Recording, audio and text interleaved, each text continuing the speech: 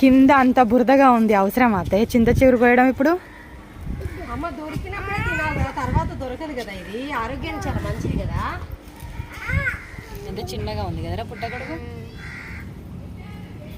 అమ్మ మిరప చెట్టు చూడు, మిరపకాయలు ఇటు ఇటు ఇటు కూసుకున్నావా? వద్దమ్మా, శంకు పూలు చూడు, శంకు. ఈ మిరప చెట్టు చూడు, చిన్న మిరప చెట్టు, చెట్టు నిండా కాయలే. అమ్మ వాళ్ళైతే గాజు పురుగులు అంటారా, కొంతమంది వీటిని అప్పాల పురుగులు అంటున్నారు. అమ్మ మొత్తానికి చాలా చింత చిగురు వచ్చిందిరా. రేపు చికెన్లో వేస్తా, కొంచెం పచ్చడి చేస్తా. చాలా వచ్చింది.